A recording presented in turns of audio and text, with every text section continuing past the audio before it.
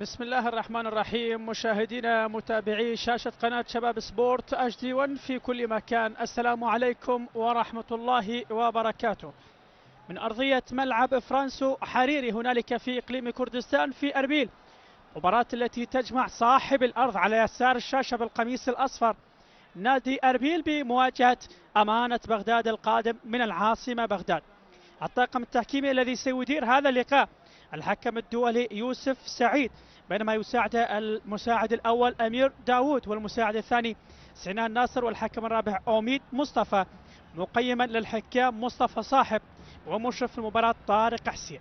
هكذا ننتظر انطلاق صافرة البداية ما بين قلعة أربيل وما بين أسود العاصمة. المباراة في الجولة الثانية من منافسات دورينا لموسم 21-22. أمانة بغداد لقادم من هزيمة في افتتاح دورينا في الجولة الأولى، بينما أربيل تعادل مع الميناء، والاثنان يبحثا كل البحث عن الثلاث نقاط الأولى والانتصار الأول. نادي أربيل دخل بحراسة المرمى الحارس الشاب حسين علي الذي قدم وجاء من كربلاء، بينما في خط الظهر أمير غانم وهردي سيامنت وهيري تحسين. انطلقت صافرة البداية عن طريق أبناء بغداد، الكرة التي أرسلت للأمام. نكمل بأسماء نادي أربيل: كوسرت بايز في خط الظهر مع هيرم تحسين وهردي سيامنت وأمير غانم في خط الوسط التوغولي كوفي فرانكو، بينما شيركو كريم يبدأ اللقاء بشعلة نار من هنالك ترسل لأبناء أربيل، لكنها قطعت عن طريق الدفاعات البغدادية وأرسلت مجددا عن طريق القائد. من هنالك عادت سريعة، هذه كرة ممتازة ولكن استخلاص المدافعين، ويبدو هنالك صافرة وخطأ بمناطق دفاعات نادي بغداد. نعم، الصافرة حاضرة ليوسف سعيد. أعود لتكملة أسماء نادي أربيل: كوفي فرانكو التوغولي بوسط الملعب، والسوري ياسين عدنان سامي وأكام هاشم في خط المقدمة، بارزان شيرزاد وشافي مومونو الغاني والشيركو كريم بقيادة المدرب طه قادر. بينما نادي بغداد يلعب بحراسة المرمى سيرهينج محسن، في خط الظهر ميلاد فلاح وسامويل إيكو النيجيري ويوسف الآلوسي وستار جبار. في الوسط خلدون إبراهيم ونبيل صباح وساحل العاد، ولد ساحل العاد ساديو أوليفيرا. في خط المقدمة جبار كريم وبنيامين أكور النيجيري ومنتظر رحيم بقيادة المدرب جمال علي. هذه أسماء الفريقان، وبالتالي في أول الدقائق وندخل في الدقيقة الثانية أمامنا سيرهينج محسن. لعب ويعرف كل بقعة في هذا الملعب، لعب لأيام وسنوات طويلة مع نادي أربيل على ملعب فرانسو حريري، وأبناء القلعة يعرفون تماما قيمة وإمكانية هذا الحارس.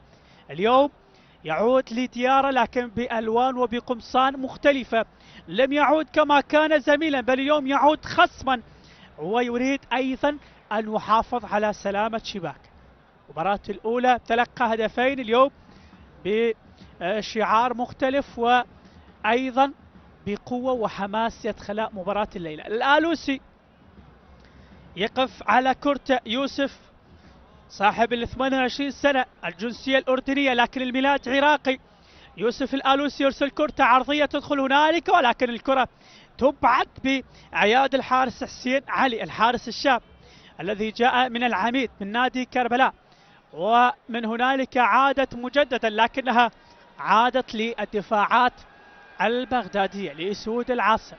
خلدون يعيد كرة لخط الظهر سامويل، من سامويل ترسل لساديو أوليفيرا للآلوسي، والآلوسي يرسل كرة على الجهة اليمنى، يبحث عن اسناد منتظر رحيم. من هنالك وصلت، يبحث من خلالها التسديد ولكنها مرت إلى خارج أرض الملعب. بنيامين أكور النيجيري يبحث بأول كراته من خارج منطقة الجزاء بتسديده عبر عشرات الأمتار. لاحظ التسديدة من مسافات بعيدة لكنها مرت بسلام على مرمى نادي أربيل. هذا اللي واضح أمامك بالصورة. النيجيري بنيامين أكور صاحب التسديدة الماضية والمحاولة الأولى لنادي بغداد من مسافات بعيدة بالمباشر مرت إلى خارج أرض الملعب.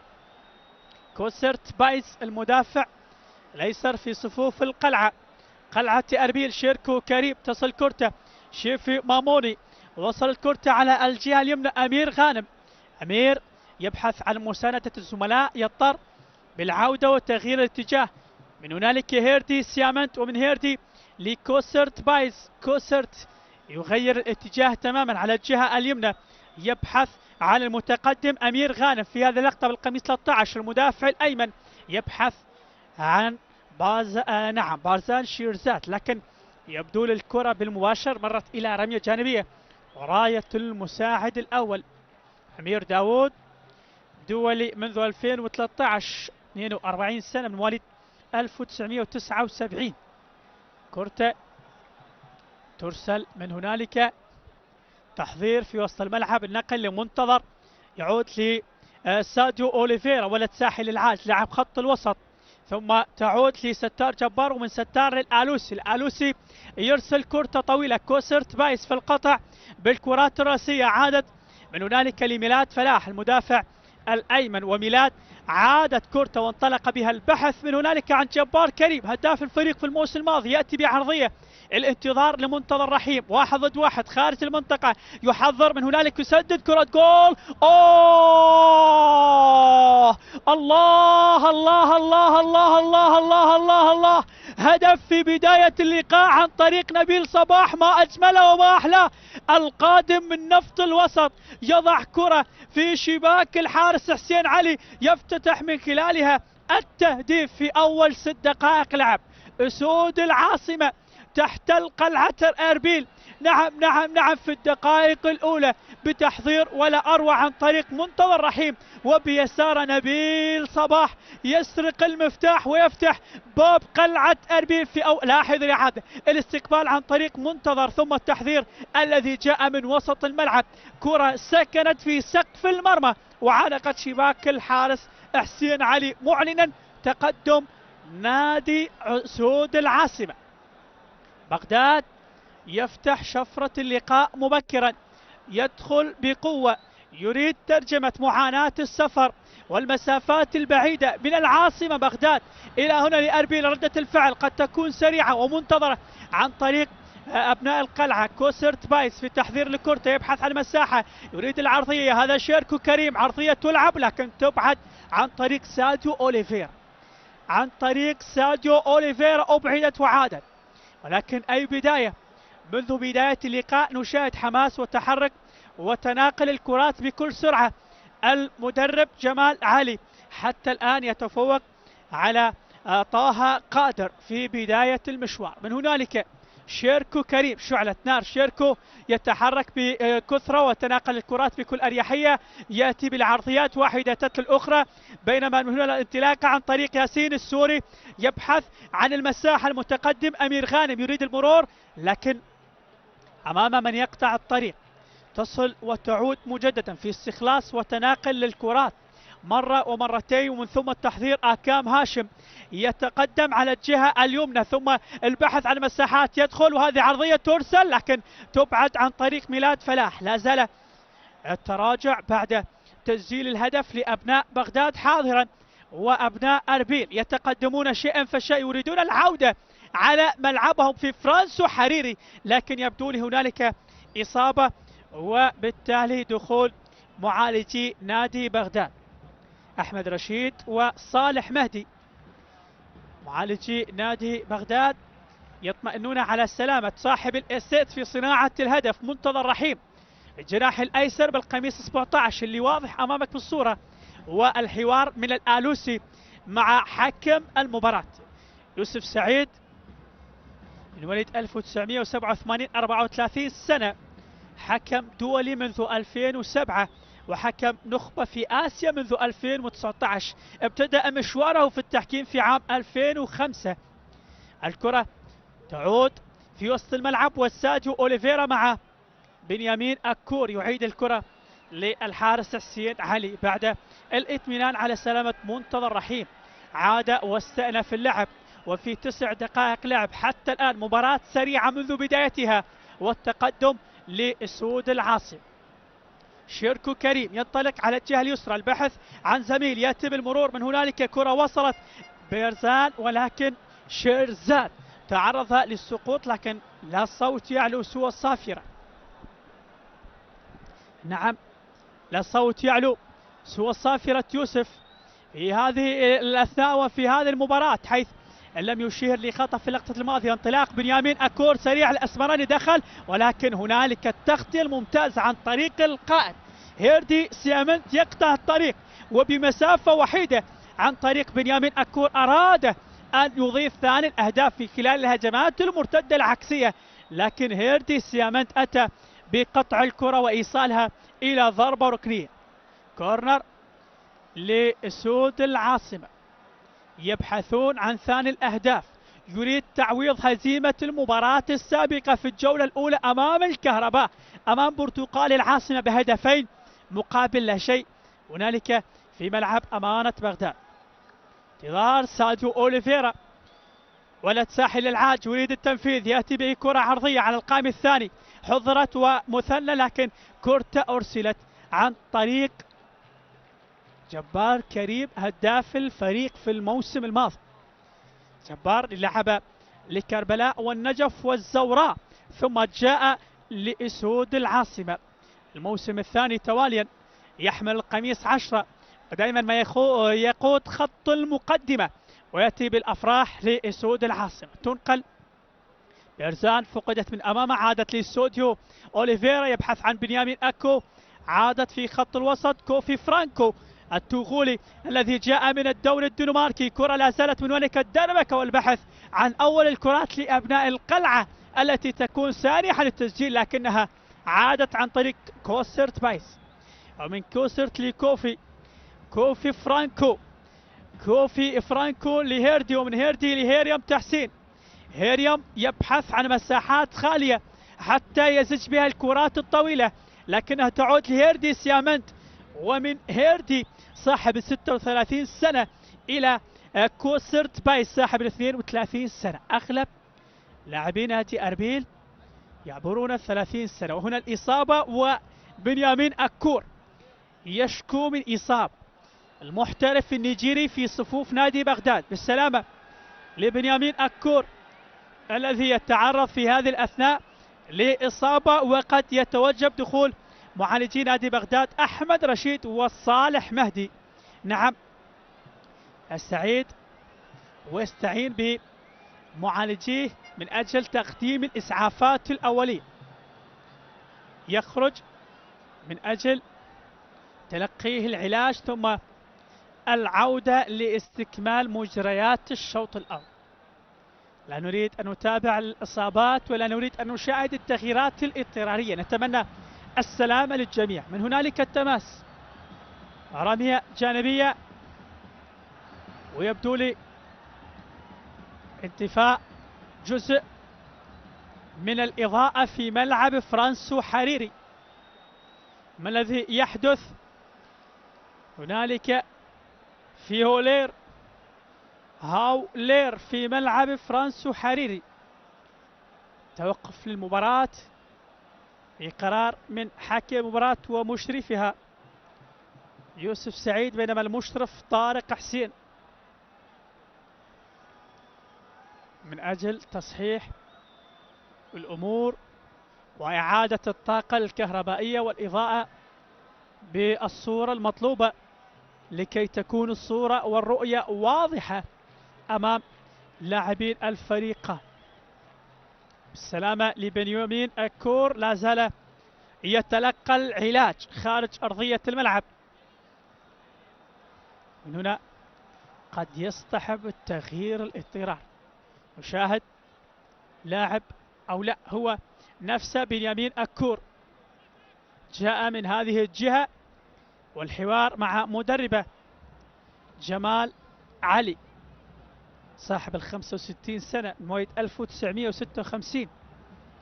جمال علي الذي لعب لسنوات طويلة مع نادي الطلبة، وأيضا مثل منتخبنا الوطني في سنوات وسنوات، وأيضا كان من القائمة التي كانت في كأس العالم في المكسيك، لكنه لم يشارك في تلك البطولة.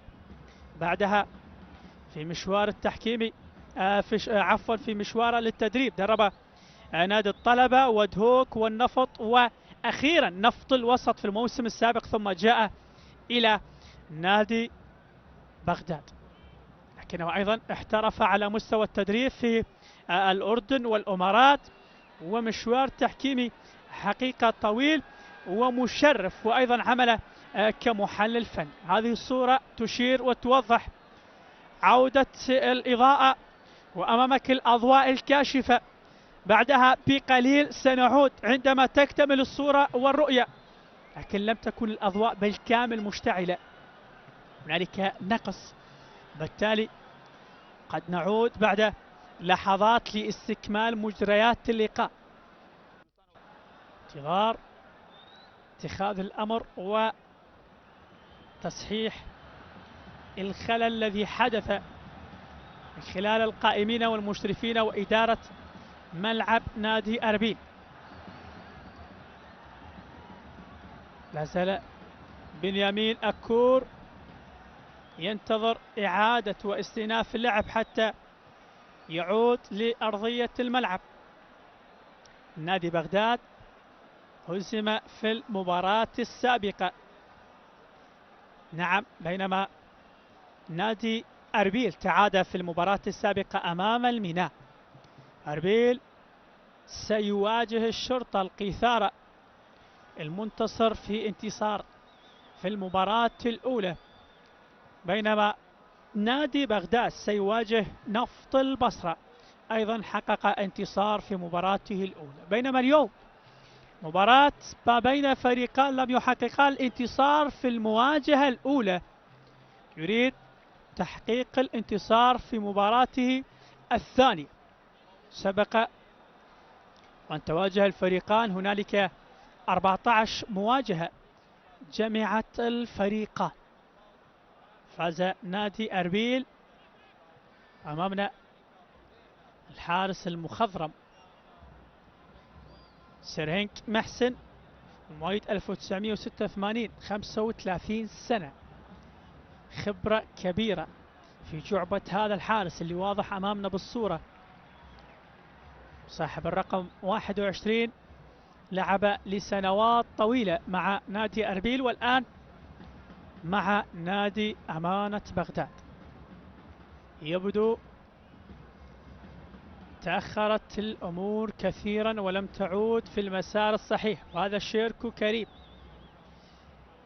من مواليد 1996، 25 سنة، احترف في الدوري السويسري وفي الدوري النمساوي، وبدأ مشواره من الشرطة ومن ثم أيضا عاد للشرطة، لكن الآن يحمل القميص رقم 7 مع نادي أربيل. أيضا مثل منتخبنا الوطني تحت قيادة المدربين سيدرو كاتانيتش وأيضا ديك أدفوغات، لكن مع كاتانيتش كان ظهير، كان جناح يسار، ومع أدفوغات لعب ظهير أيمن بمركز مختلف. إذن استعادت الروح طاقة ملعب نادي أربيل، وعادة الأضواء واستئناف اللعب والعودة في استكمال مجريات الشوط الأول. هيردي سيامند تصل كورتا لكوفي فرانكو، من كوفي إلى هيريم تحسين، هيريم يعود لكوفي، كوفي فرانكو التوغولي صاحب 26 سنة، كورتا عادت من هنالك تصل لمنتظر، ومنتظر يريد الانطلاق على الجبهة اليسرى الذي ساهم بصناعة الهدف الوحيد حتى الآن لنبيل صباح. عادت لحسين علي، ومن حسين لهيردي سيامند، هيردي لكوفي فرانكو، فرانكو يريد المرور أمام بنيامين الذي تلقى العلاج وعاد لاستكمال مجريات اللقاء. من هنالك الانطلاق سريعة لشافيو موموني الغاني الذي يريد الفرور من رقابة مدافعي بغداد، مهاجم صريح لكنه اتجه صوب الجهة اليسرى. كوسيرت بايز يأتي بعرضية خطيرة ترسل، ولكنها عادت عن طريق الدفاعات، حضرت بالرأس ياسين إلى أمير غانم، ومن أمير تأتي العرضية، هذه لعبت من هنالك الاستقبال بأمان بأحضان الحارس سيرهنك محسن، تلقى الدعم والتصفيق والتحية من قائد الفريق أو من قائد خط الظهر يوسف الألوسي بالقميص 5. سيرهنج ندخل في الدقيقة 19، لكن مع التوقف اللي حضر في الدقائق الماضية كم سيكون الوقت الإضافي؟ 5 دقائق وأكثر قد تكون، لأن المباراة توقفت لدقائق. هنالك بيرزان يبحث عن مساندة، بارزان شيرزاد إلى كوفي، من كوفي لأمير غانم.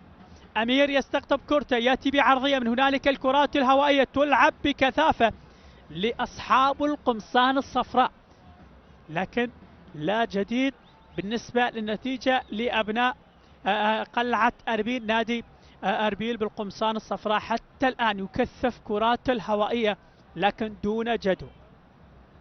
ضربة مرمى لسيرهنج محسن.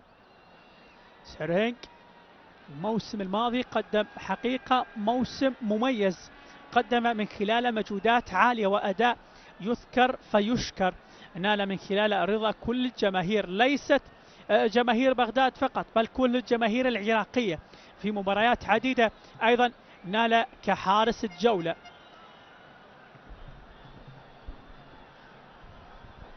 ستار جبار يرسل كرة أمامية لنبيل صاحب الهدف، نبيل صباح بقدمه اليسارية زج الرصاصة الأولى. أمامنا طه قادر مدرب نادي أربيل الذي أكمل المهمة بعد استقالة أيوب، والذي الآن يشرف على تدريب نادي الكهرباء. هنالك بنيامين التحضير، هذه كرة ترسل من أمير، وصلت عن طريق نبيل صباح، ونبيل يعيد كرته. مثنى وخلدون ومن ميلاد فلاح العرضيات التي تأتي، ثم الاستقبال عن طريق أوليفيرا نقلت سريعة، من هنالك ميلاد فلاح ببراعة واستخلاص ودوران مميز، ثم الإرسال لخطوط الأمام، يتقدم بكرته، يجري، لا زال طمعان بالتقدم في عمق دفاعات نادي أربيل، ولكن كوسر تبايس المدافع الأيسر يستعيد كرته، وعادت مجددا في وسط الملعب آكام هاشم، لاعب حقيقة يملك كل المواصفات والمهارة الفردية، دائما ما يصنع الفارق. شيركو كريم على الجهة اليسرى، تحركاته أزعجت الدفاعات، هذه عرضية ترسل خطيرة بالرأس ولكنها مرت إلى خارج أرض الملعب. الكرات العرضية مصدر الخطر بالنسبة لقلعة أربيل، وهذه كرة السوري ياسين السامية بالقميص 9 مرت إلى خارج أرض الملعب. بعد عرضية جاءت من شيركو كريم الذي أزعج كثيرا دفاعات نادي بغداد على الجبهة اليسرى، من هنالك في الجهة البعيدة. خلدون إبراهيم 34 سنة، لاعب سابق لمنتخبنا الوطني، هذا ترسل منتظر، يأتي بالعرضية، يبحث عن بنيامين، كرة جول. لا لا لا لا لا لا لا لا, لا. بنيامين في مواجهة حقيقية أمام الشاب حسين علي أضاع فرصة تعزيز النتيجة. بنيامين أضاع الطريق الصحيح وسلك طريقا آخر، بالتالي يتحصل على ضربة ركنية. ما الذي يحدث في دفاعات نادي أربيل؟ وبنيامين بعد تمريرة رائعة عن طريق نبيل صباح، بنيامين وجد نفسه أمام الحارس مباشرة لكنه لم يستحسن التصرف معها، مرت إلى خارج أرض الملعب بإنقاذ الحارس الشاب حسين علي. من كان يحمي عرين العميد في كربلاء جاء بخيارات حارس مدرب الحراس لأربيل. من هنالك نقلت وعادت، ميلاد فلاح يأتي بالإرسال، كرة عرضية تكثف، من هنالك هذا بنيامين يبحث عن الحل، يريد تعويض للمرة الثانية، وللمرة الثانية يواجه قوة الحارس حسين علي. بنيامين في مواجهة بالأقدام بكرة بالرأس للمرة الثانية، ولكن يطمح بأن تكون الثالثة ثابتة. بنيامين أكور، لكن هنا المواجهة وهنا ردة الفعل السريعة دائما على الجهة البعيدة لشيركو، لكنها تستقطع وتعود. الصراع مستمر، الصراع قائم، صراع الأبدان وصراع الألوان. وأمامنا المساعد الثاني أميد مصطفى يشير بحالة التسلل على بنيامين أكور الذي اصطادته دفاعات أربيل في اللقطة الماضية. ليس كل مرة يا بنيامين تمر بسلام ما بين الدفاعات الصفراء، بل هذه المرة اقتنصت المصيدة ووقعت في فخ التسلل. وبالتالي من هنالك هيردي سيامنت يسأل مع هيريم تحسين عن المساحات التي شوهدت في اللقطات الماضية، حيث بنيامين كان بمواجهة أمام الحارس. أكام هاشم تحركات مستمرة، وأمير غانم المدافع الأيمن في صفوف نادي أربيل. أمير يرسل كرة من هنالك يحضر، ولكن أمير غانم لم يكن أميرا في قلعة أربيل هذه الليلة، لكن لا زلنا نبحث عن من يتسلطن أميرا على عرش قلعة أربيل في مباراة الليلة. هيردي أو هذا سيرهنك، نظرا لتشابه الأسماء. من هنالك عادت لكوسرت بايس، وكوسرت يبحث عن ما يدور هنالك خلف الكواليس. ماذا أشار يوسف سعيد؟ يوسف سعيد يبدو وقف المباراة من أجل سلامة سيرهنك محسن الذي يشكو إصابة على مستوى القدم اليمنى.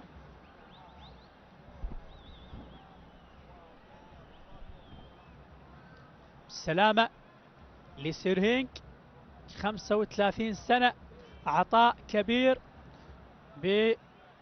بألوان أبناء العاصمة. من هنالك شيركو، التحذير لشيركو، حذر لبارزان شيرزاد، ومن بارزان إلى خارج أرض الملعب. يبدو ارتطمت بأحد المدافعين ومرت إلى رمية جانبية. كوسرت بايس على تنفيذ الرمية الجانبية، يطلب اندفاع كل لاعبي لخطوط الأمام.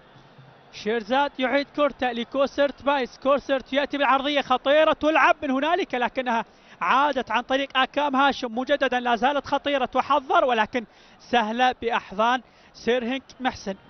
كرة شافيو موموني لم تكن شافية القلب بالنسبة لعشاق نادي أربيل. سيرهنك محسن يلعب كرة أمامية طويلة تصل عن طريق هيردي سيامنت، تبعد من كوسرت بايس. أيضا الراية للمساعد الدولي أمير، أو لا، هذا سنان ناصر. المساعد الدولي الأول هو أمير داود من هذه الجهة، وبالتالي تعود عن طريق كوفي فرانكو لهاكام. هاكام هاشم عادها لهيريم تحسين، هيريم لسيامنت. سيامنت يصل بكورتا لشيركو، قطعت من شيركو، وصلت لصاحب الهدف نبيل صباح لاعب خط الوسط. حقيقة قدم سنين طويلة بألوان القيثارة، وأيضا مثل منتخبنا الوطني، لعب لنفط الوسط، والآن جاء لأسود العاصمة. هو من سيقف على تنفيذ المخالفة بقدم اليسارية التي من خلالها زج الكرة الأولى في شباك الحارس حسين علي، وأعلن تقدم فريق نادي أمانة بغداد منذ الدقيقة تسديدة، ولكنها مرت بسلام وبأحضان الحارس حسين علي. منذ الدقيقة السادسة يتقدم نادي بغداد، وحتى الآن بردات فعل كثيرة، ولكن لم تجدي بثمر. كرات نادي أربيل والعرضيات التي أرسلت بكثافة، لكن كلها كانت نصفها كانت بأحضان الحارس سيرهنك محسن، والنصف الآخر كان خارج أرضية الملعب. عادت من هيردي لأكام هاشم، من أكام لهيريم تحسين، وهيريم بكرة طويلة ترسل من هنالك خارج منطقة العمليات. شوفوا ماموني يتعرض للسقوط، وبالتالي هنالك يكسب الخطأ والمخالفة خارج منطقة العمليات. وشيركو كريم بالقميص 7. ذكريات القيثارة نادي زيورخ السويسري، وأيضا في الأندية النمساوية في دور الدرجة الأولى، وبخبرة الاحتراف وبخبرة الأندية المحلية. يعمل مزيج وخليط ما بين الاحتراف والمحلي. كل هذه الخبرة يريد صبها في هذه الكرة وترجمتها لهدف أول من أجل عودة. شيركو يأتي بالعرضية، تسدد، كرة سددت ولكنها مرت بجوار القائم الأيمن على يمين الحارس سيرهينك محسن. هذا اللي واضح أمامنا بالصورة. شيركو كريم الذي يلعب الآن كجناح أيسر في مركزه الأساسي، لكن مع منتخبنا الوطني في المباراتين السابقتين أمام كوريا وأمام منتخب إيران لعب كظهير أيمن بخيارات المدرب الهولندي ديك أدفوغات. المباراة الأولى أكمل أساسيا، لكن في المباراة الثانية غير رغم المجهودات التي كانت في جهة اليمنى. هنالك ترسل الراس عن طريق شيرزاد، ولكنها عادت في خط الوسط لبنيامين الذي يعود كثيرا لاستقطاب الكرات. منذر، وهنا تحضير الكرات التي تلعب بكثافة بخط الوسط لنادي أمانة بغداد. كل كرات أمانة بغداد في وسط الملعب، بينما كل كرات نادي أربيل تلعب على الأطراف. طريق آكام وعن طريق شيركو. وصلت من هنالك التحضير من نبيل صباح بالكعب، لم تكتمل الصورة. آكام هاشم يغير اتجاه. أمير غانم المدافع الأيمن يعيدها لآكام وتناقل الكرات بكل أريحية، يريد تغيير الاتجاه. هنالك نقلت شيركو كريم، التحضير لآكام انطلاقة، ولكن إعثار حاضر من سوديو أوليفيرا، وبالتالي يتسبب بعرقلة آكام هاشم ليأتي بصافرة ويأتي بخطأ آخر لأبناء قلعة أربيل. أمير غانم يتقدم للأمام، يأتي بعرضية ترسل، هذه خطيرة هنالك بالجول، لكن سيرهينك يأتي بالتصدي والإنقاذ. سيرهينك يرفض كرات نادي أربيل واحدة تتلو الأخرى. سيرهينك يتصدى ويغلق كل المنافذ الحدودية التي تؤدي بقافلة نادي أربيل صوب الخشبات الثلاث. سيرهينك محسن يتصدى للكرة الماضية. دخلنا في الدقيقة 31، نصف ساعة لعب. يا من تتابع شاشة قناة شباب سبورت HD1 في كل مكان، الناقل الحصري لدورينا لموسم 21-22. كرة وصلت في وسط الملعب. كوفي فرانكو من كوفي وحوار مع كورتا. هنالك بارزان شيرزاد يسدد، لكن تسديدة بارزان شيرزاد مرت بعيدة وعلت حتى جبال أربيل. من هنالك مرت بسلام على مرمى الحارس سيرهينك محسن، حتى الآن يحافظ على سلامة شباكة، بينما بالعكس من هنالك الشاب حسين علي تلقت شباكة مبكرة منذ الدقيقة السادسة هدف بأقدام نبيل صباح. سبق وأن تواجه الفريقان ب 14 مواجهة، فاز أربيل ب6 مواجهات، والتعادل حضر ما بين الفريقان ب6 مرات، بينما فاز نادي بغداد بمواجهتين فقط. من هنالك النقل شافيو ماموني، تحذير للسوري، ومن السوري هنالك شيركو كريم. شيركو يأتي بالعرضية تنقل، ولكن استعادت مجددا عن طريق منتظر. سادو أوليفيرا يبحث عن جبار كريم هداف الفريق في الموسم الماضي، ويبحث عن هدف الأول في هذا الموسم. من هنالك شافي ماموني ماموني ماموني ماموني، ولكن كرة قطعت وعادت لجبار كريم. جبار يرسل كرة لبنيامين أكور. هنالك الانطلاقة والانفراد بكرة فيها حوار موجود، ولكن بالراس أبعدت في اللقطة الأخيرة عن طريق هيريم تحسين، واستقرت بأقدام أمير غانم. أمير لفرانكو. فرانكو أراد تغيير الاتجاه، لكن كرة كانت قصيرة المدى، عادت لنبيل، خطيرة لأبناء العاصمة. جبار كريم الانطلاقة من هنالك يسدد، ولكن كرة جول على مرتين في الإنقاذ، وهذه كرة تعود خطيرة. منتظر لا زالت خطرة والدربكة حاضرة في أعماق دفاعات نادي أربيل. سدد جبار، ولكن الإنقاذ كان بأيادي حسين علي، ومجددا كانت عن طريق بنيامين، لكنها أبعدت من الدفاعات الصفراء وعادت عن طريق خلدون. لكن يبدو لي هنالك سقوط على أرضية الملعب لهيريم تحسين. هيريم تحسين يشكو من إصابة. دخول معالجي نادي أربيل كروان رسول وطبيب فريق نادي أربيل عبد الخالق أحمد من أجل تقديم الإسعافات الأولية لهيريم تحسين.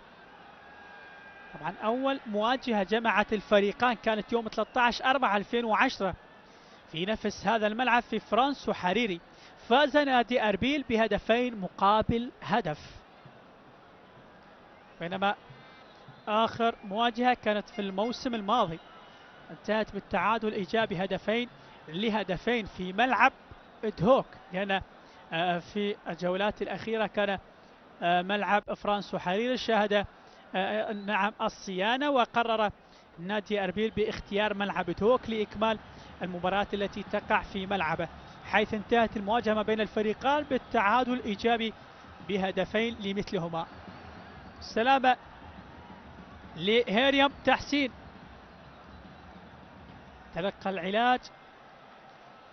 هل يكمل دقائق الشوط الأول أم سنشاهد تغيير اضطراري؟ هنالك نراه يترك أرضية الملعب، ولكن هل يترك أرضية الملعب من أجل العلاج أم من أجل التغيير؟ تبقى الخيارات مع الكادر الطبي. يرى سلامة هيريم تحسين. ميلاد فلاح يرسل كرة صوب جبار كريم، الكرة التي أرسلت طويلة من هنالك واستقطعت وعادت عن طريق آكام هاشم. شعلة نار، آكام يتحرك في كل مكان، مرة يمينا مرة شمالا مرة في خط الوسط، والعودة لاستقطاب الكرات من المدافعين. تناقلات في هذه اللحظات لدفاعات نادي بغداد. ستار جبار لساديو أوليفيرا، ارتكاز ولاعب خط الوسط بالنسبة لنادي بغداد. ميلاد فلاح يعود لسامويل إيكو النيجيري في خط دفاعات أسود العاصمة، بينما الصراع مستمر على حامل الكرة. هنالك الخطأ، نعم أشار بالخطأ يوسف سعيد، لكن ما هو القرار الذي أثار غضب شيركو كريم في اللقطة الماضية من ركل الكرة وعدم الرضا؟ يبدو أراد الاستفادة والانطلاق بالكرة وعمل هجمة معاكسة، لكن الحكم أتى بقرار المخالفة لنادي أربيل. كوسرت بايس بالقميص 23 المدافع الأيسر في صفوف أبناء القلعة يأتي بالكرة العرضية، أرسلت أمامية ولكن دائما الإبعاد عن طريق سيرهينك محسن، ومن سيرهينك تعود لساديو أوليفيرا، مرور ممتاز من أمام أمير، وأوليفيرا يأتي بكرة بالأمام. جبار كريم الانطلاق 1 ضد 1 يخترق الدفاع، لكن في اللقطة الأخيرة سيامنت يبعد الخطر، ودائما رجل الدفاعات الصفراء في إنقاذ الكرات العكسية. هيردي سيامنت صاحب 36 سنة، لعب لزاخو والميناء والنفط، لكن بقمصان نادي أربيل يلعب مباراة الليلة ومواسم عديدة، يقدم العطاءات المستمرة. نعم في الموسم الماضي سجل هدف حاسم أمام نادي السماوة الذي هبط إلى دوري الدرجة الأولى. نعم هيردي سيامنت سجل في الدقائق القاتلة هنالك في ملعب السماوة في الموسم الماضي، لكن الموسم الجديد هذا الموسم يطمح بتسجيل أول أهدافه وتعديل الكفة والعودة في المباراة لنقطة البداية. كوسرت بايس سجل كرات الكثيرة واحدة تتل الأخرى، لكن دون جدوى. لا أكام هاشم ولا السوري ياسين سامية ولا شافي مامون الغاني ترجموا عرضيات كوسرت بايس إلى هدف حتى الآن. خلدون إبراهيم قائد نادي بغداد صاحب 34 سنة يقود خط الوسط، هذه ترسل منتظر ينطلق على الجهة اليسرى، ولكنها مرت إلى خارج أرض الملعب برمية جانبية عن طريق هيريم تحسين الذي عاد لاستكمال مجريات الشوط الأول. نبيل لستار جبار وستار لساديو أوليفيرا. ساديو عادت كرة لمنتظر مع صاحب الهدف. نبيل صباح هو المصباح في ملعب فرانسو حريري، هو الذي يضيء الملعب بالنسبة لنادي بغداد عبر تسديدته القوية التي عانقت الشباك منذ الدقيقة السادسة. سيرينك محسن يرسل كرة باتجاه جبار كريم، عادت عن طريق كوفي فرانكو، وصلت واستقرت للجهة اليسرى. كوسرت بايز يبحث عن شيركو انطلاقاته. من هنالك شافيو مامون، التحذير لشيركو، يأتي بالعرضية أم لا، ينطلق ويدخل، هذه كرة تحضر، ولكن ذكاء واستخلاص ومراقبة فردية ولصيقة عن طريق خلدون إبراهيم، قرأ الموقف وجاء التغطية وقطع الكرة في اللقطة الماضية من أمام شافيو مامون. عادت سريعة شيرزاد، ولكن كرته ارتطمت بالمدافعين. لا زالت الكرات المكثفة والمحاولات المستمرة. كوسرت بايز يأتي بعرضية في منطقة الخطر، لكن سيرهينج هو من يطفئ النيران الصفراء القادمة من أجل عودة الفريق الأصفر لنقطة البداية بتعديل نتيجة. لكن كل المحاولات سيرهينج يكون موجود في المكان المناسب واستخلاصها بأفضل صورة. لكن سؤال يطرح: هل سيعود نادي أربيل قبل نهاية الشوط الأول رغم محاولاته المكثفة، رغم كراته المستمرة؟ يبدو هنالك سنشاهد تغيير أكام أو من. هنالك تنقل وترسل كرة العرضية تلعب، لكنها عن طريق ميلاد فلاح، تعود بأحضان الحارس مباشر. خيارات المدرب طه قادر. أكام هاشم سيغادر أرضية الملعب، لكن من سيعوض مكان أكام؟ سيترك المباراة أكام هاشم ويشترك القائد والمخضرم حيدر قرمان. نعم، مشاهد حيدر قرمان يستعد للدخول. هل أكام هاشم يشكو من إصابة أم إن التغيير فني بالنسبة للمدرب طه قادر بخياراته قبل نهاية الشوط الأول؟ تغيير بلاعب خط وسط يلعب خلف المهاجم. قرمان سيشترك القائد، لكن بعد مغادرة الكرة وصلت لهيريم تحسين. هيريم يعود لهيردي سيامرت لكوسرت بايز، وبايز يتقدم بكرته بكراته المفضلة، الكرات الطويلة، لكن حتى لا تجدي بثمر، لم تغير من حال النتيجة. أمامية ترسل، منتظر رحيم العاد في هذه اللقطة. أمير غانم يأتي بالعرضية. من هنالك البحث عن شيرزاد، ولكن الشافيون يعاد بكرة. يا سلام على الكرة الهوائية عن طريق بارزان شيرزاد بمحاولات أو لا، هذه المحاولة كانت عن طريق السوري ياسين عدنان سامي عفوا، وليس بارزان شيرزاد في اللقطة الماضية. هنالك تغيير يترك المباراة أكام هاشم وسيشترك حيدر قرمان صاحب 36 سنة بالقميص 18 يعوض مكان أكام هاشم. أول التغييرات بالنسبة للدكتور طه قادر. هل خيارات فنية وقراءة للمدرب أم أنه هنالك تغيير اضطراري وإصابة يشكو منها أكام هاشم؟ يبقى الخيار للدكتور طه قادر. هل يكون قادرا على التغلب على جمال علي في مباراة الليلة؟ هل سيكون الانتصار السابع بالنسبة لأربيل أم الانتصار الثالث بالنسبة لنادي بغداد؟ هنالك خطأ ومخالفة. شيركو مع بارزان شيرزاد على الجهة اليسرى، ثنائي ممتاز يأتي بعرضية، لكنها مرت بسلام على مرمى سيرهينج محسن واستقرت على الجهة اليسرى لمنتظر رحيم. ساديو أوليفيرا عادها لستار جبار، وستار أرسلت أمامية على خط الظهر.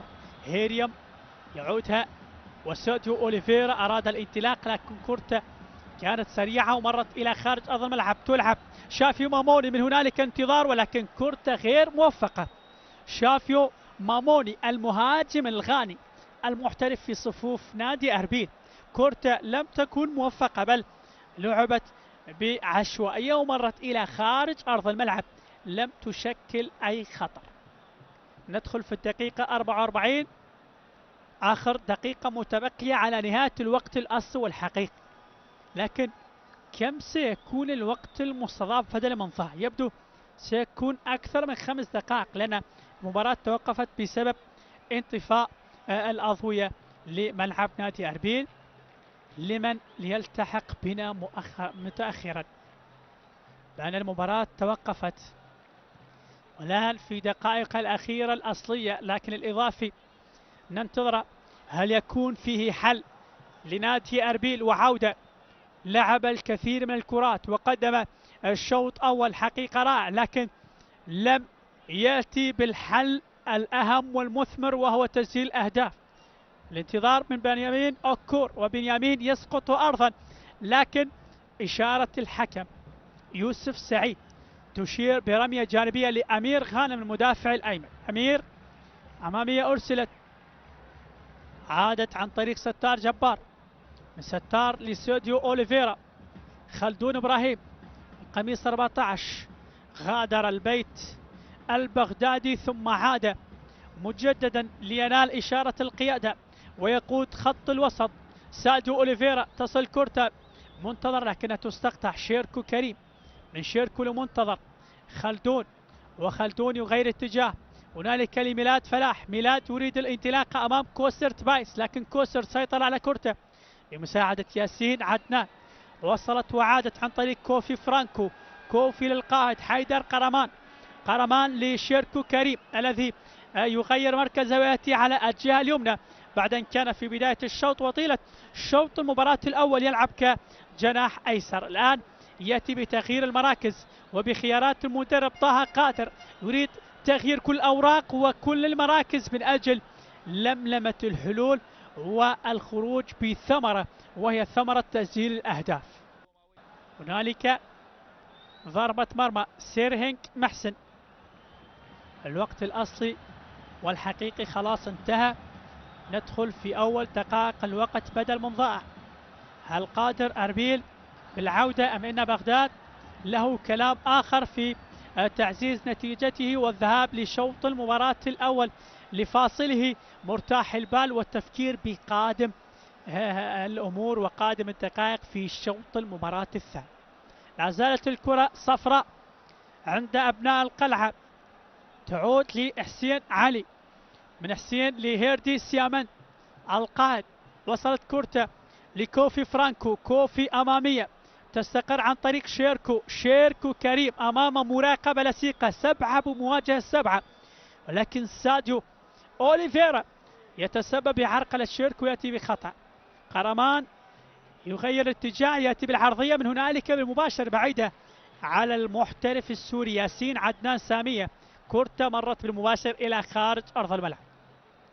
الألوسي في حوار مع زملائه، لا يريد ترك المساحات، يريد الذهاب لغرفة تبديل ملابس بهذه النتيجة وبهذه الصورة، حتى التفكير في قادم الدقائق بتعزيز النتيجة والتقدم للأمام دائما، وعدم ترك المساحات في الوسط وخطوط الخلف.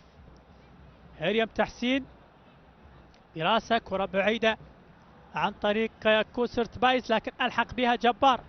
عادت لميلاد فلاح، من ميلاد إلى سامويل إيكو النيجيري، كورة أمامية وطويلة، تحضير لأمير ولكنها تستقطع مجددا من أمير غانم. أمامية لشيركو، أمير وثنائي بتناقل الكرات، لكن يختل توازنه ويفقد كورته. عادت من منتظر رحيم، منتظر لستار، ومن ستار لسادو أوليفيرا، أوليفيرا للآلوسي، من الآلوسي تستقر عند سيرهنك محسن. يتناقلون الكرات في خطوط الظهر. هنالك خطأ دفاعي من سامويل قد يكلفه الكثير، لكن الضغط من المحترف السوري ياسين الذي غلق المساحة أمام النيجيري سامويل أكو، وبالتالي تحصل دفاعات نادي بغداد على رمية جانبية. ميلاد فلاح، دقائق الأخيرة لشوط المباراة الأول. هنالك ميلاد صوب الجهة اليمنى، جبار أو بنيامين، بنيامين يشكو من إصابة، ربما نشاهد تغيير في شوط المباراة الثاني، لأن بنيامين أكور يشكو مجددا من إصابة. سلامة يكسب الخطأ، وسامويل إيكو يقف على كورتا، حاول يمتص ضغط وحماس لاعبي نادي أربيل، يتأخر بلعب الكرة ثم يرسل كرة طويلة دائما كوسرت بايس، حضرت لمنتظر لكن هيريوم يعيدها قرمان لأمير غانم. وتوجيهات لاحظ أمامنا بالصورة من الكادر الفني لنادي أربيل، يريد دائما الاندفاع لخطوط الأمام. لكن حقيقة شوط مباراة نادي أربيل وبغداد الأول حتى الآن مميز وجميل، لم تتوقف المباراة كثيرا، تناقل الكرات بسرعة، هجمات ضائعة، فرص للفريقان، حماس والسرعة، ودائما الضغط على حامل الكرة من دفاعات نادي بغداد. كل شيء حاضر في شوط المباراة الأول، حتى الهدف حضر، لكن بالنسبة لأربيل لم يحضر. يستمر شيركو، هذه عند السوري وسدد لكنها ارتطمت بالمدافعين وعادت عن طريق فرانكو لقرمان. قرمان حيدر يلف ويدور من أجل أخذ المساحات وتغيير اتجاه. كوسرت بايس يقدم شوط أول مميز، عادت لبارزان شيرزاد يأتي بعرضية هنالك تنقل، لكن سيرهينج محسن يرمي نفسه ويقتنص الكرة من أمام السوري ياسين سامية، وبالتالي ينقذ مرمى نادي بغداد من الكرات التي تأتي. خلنا دقيقة الخامسة من الوقت بدل من ضاع. أرسلت أمامية بنيامين مع هيريوم تحسين يبحث عن خطأ، ونعم جاءت صافرة يوسف لتشير بخطأ. يوسف سعيد يعمل كموظف حكومي، خريج معهد فني كهرباء، والآن طالب تربية رياضية في جامعة كركوك. حكم مباراة صاحب 34 سنة يوسف سعيد يأمر بإشارة اللعب. وكوسرت بايس الخصيص في الكرات الثابتة في مناطق خط الظهر، كرة أمامية شافيو قرمان يسدد، لكن كرة عادت مجددا هنالك عند شيركو كريم لكنها ترتطم بالمدافعين. سلامة هنالك ارتطمت يبدو لي بخلدون وسقط على أرض الملعب. سلامة لخلدون إبراهيم يشكو من إصابة. خلدون إبراهيم سلامة أيضا مثل المنتخبات الوطنية، مثل الشرطة والطلبة والزوراء وزاخو والكثير من الأسماء، وأيضا نفط الوسط، والآن يعود لنادي أمانة بغداد. سنوات طويلة ومواسم مميزة. إذن هكذا مشاهدينا متابعي،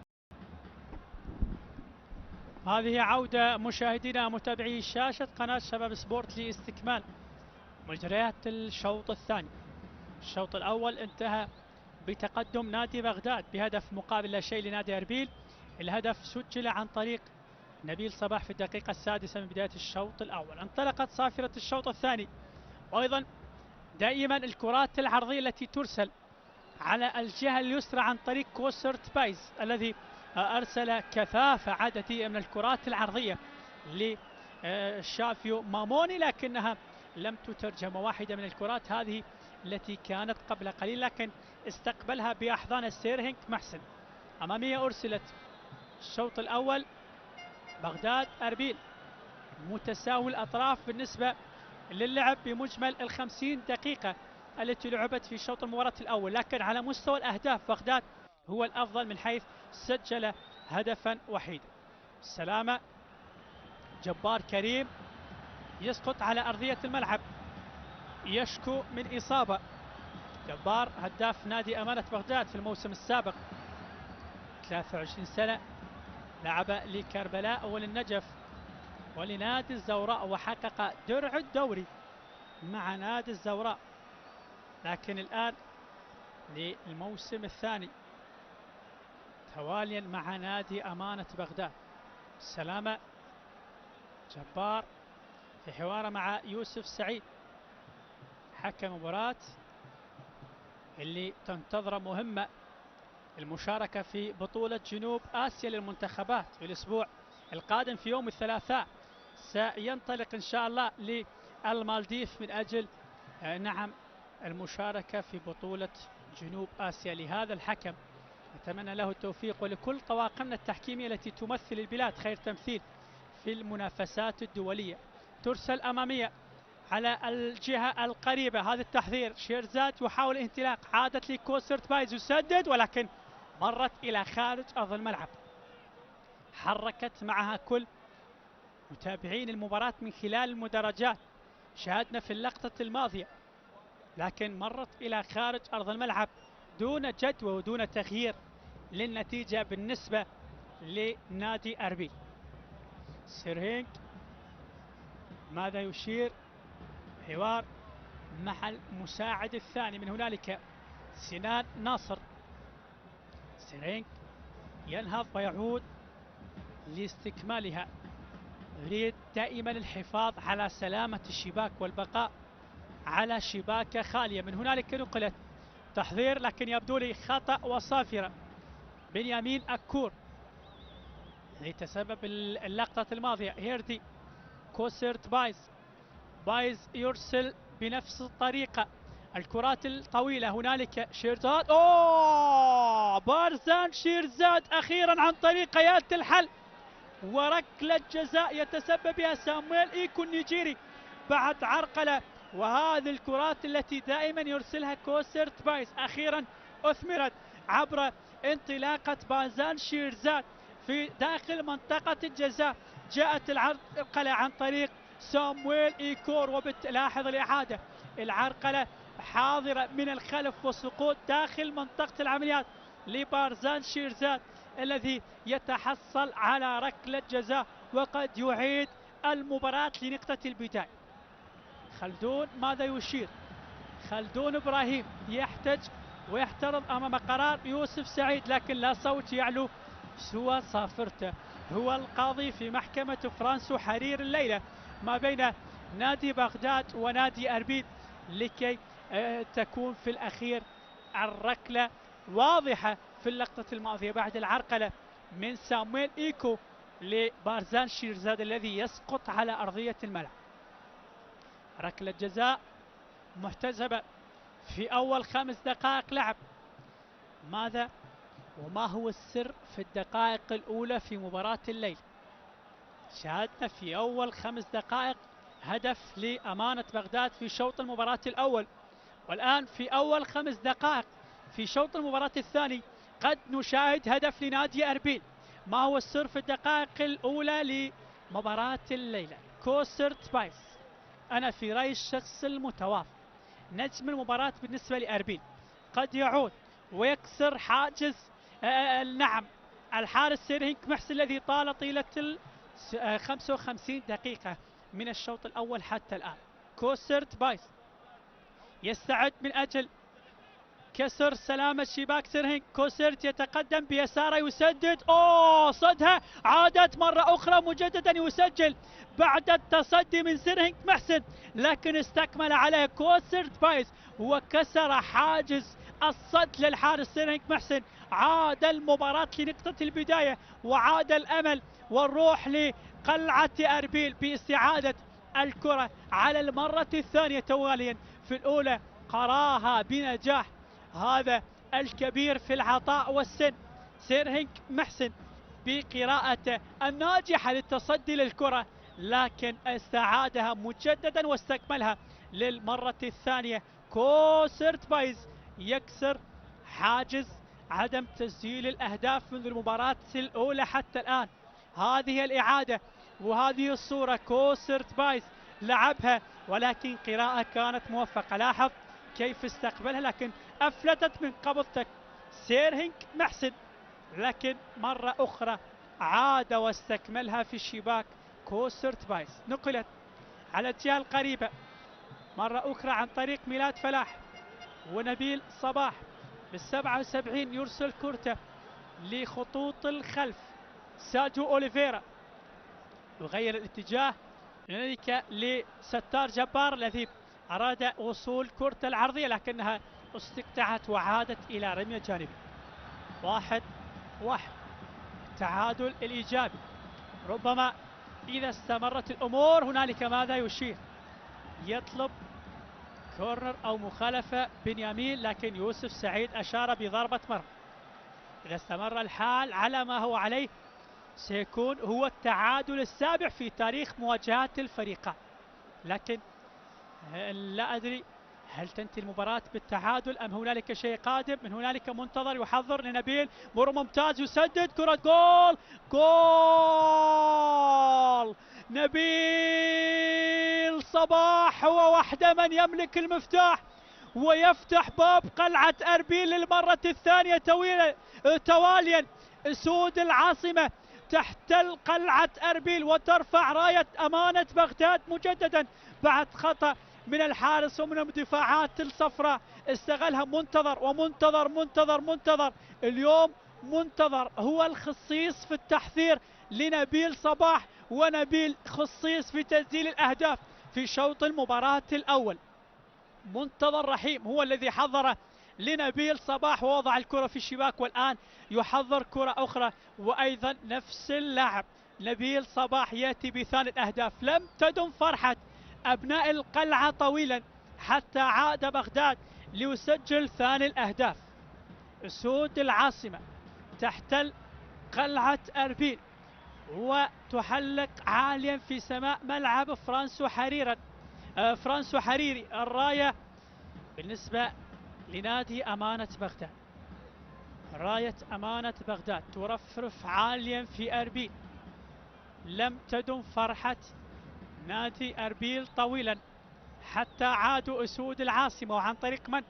عن طريق نفس الاسمين في صناعة منتظر رحيم وبتسجيل نبيل صباح.